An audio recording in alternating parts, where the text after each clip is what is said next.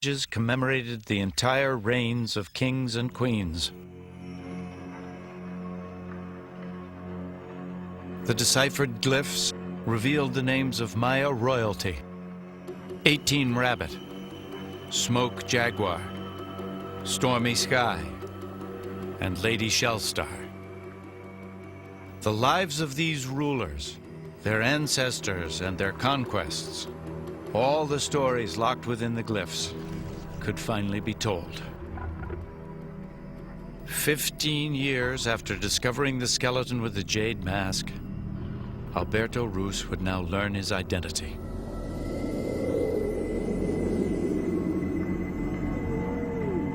He was Lord Pakal, king of the city-state Palenque.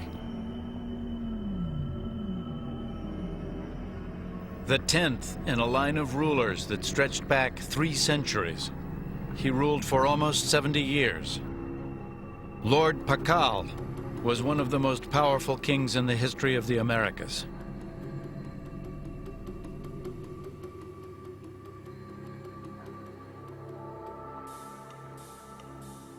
These were monarchs who commanded complex cities, large populations, and vast areas of land. They ruled over their citizens with arrogance and disdain. But what was the source of their authority? Why did their subjects submit to such tyrannical rule?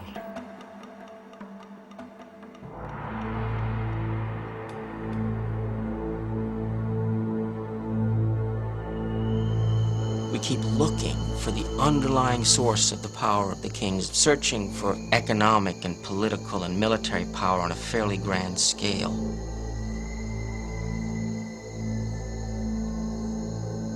But the power isn't based in controlling resources or manipulating the economy or mounting large armies. It's based upon belief.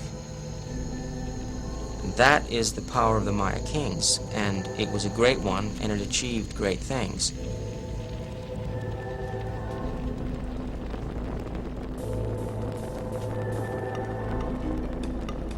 The power of the Maya kings. To understand it, we must follow a trail of blood. A knife made from a stingray's spine. A rope of thorns.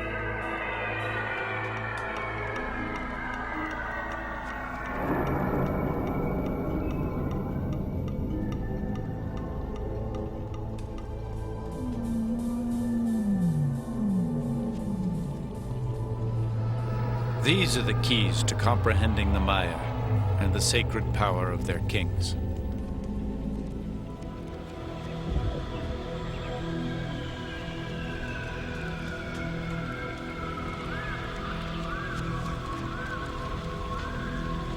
Every portal of every Maya temple is a doorway to the underworld.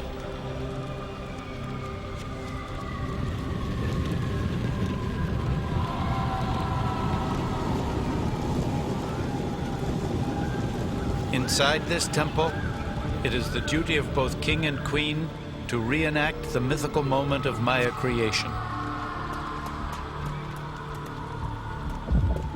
In myth, it was the blood of gods that gave life to man. This was the original act of sacrifice. On Earth, the king is as a god.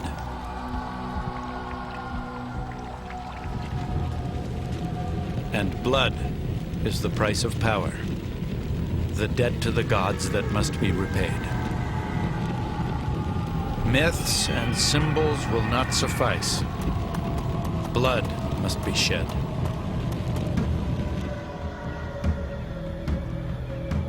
And royal blood, drawn from the tongue and from the genitals, from his queen and from himself, forever bound that sacrifice of the gods to the life of man.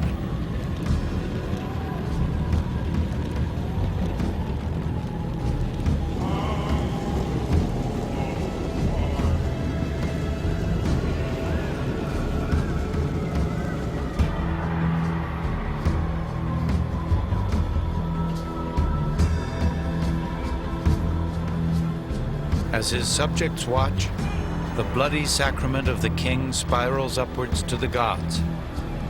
In return for the sacrifice of royal blood, the crowd believes, the gods will cause the sun to rise, the rains to fall, the corn to grow.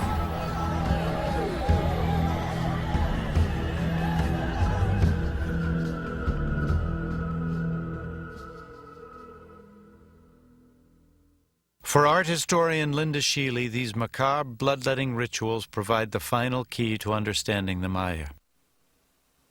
In the New World, people believe that your soul, the most potent part of you, the part that's indestructible, the part that you will pass on to your grandchildren and to your great-grandchildren, the thing that is eternal resides in your blood. So if you wish to give an offering that is the most precious and powerful thing on earth, you give your blood.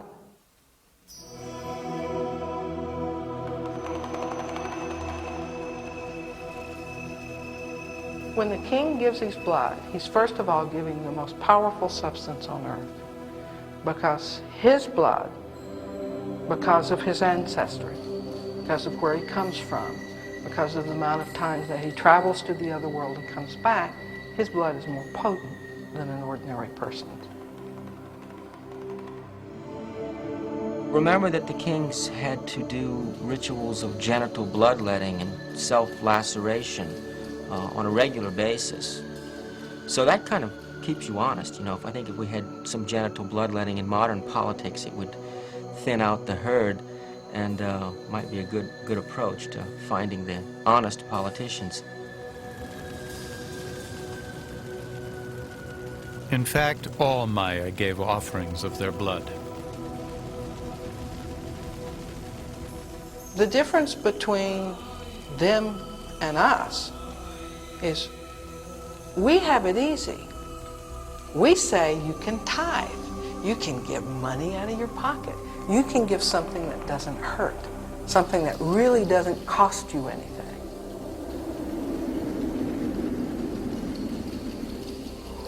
The Maya don't let you make that sort of surrogate sacrifice. You really have to give the blood.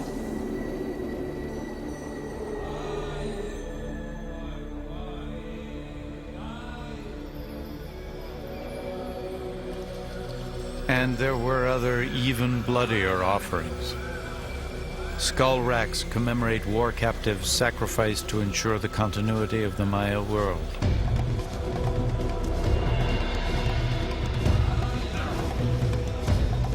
Even the ball game served a deadly purpose.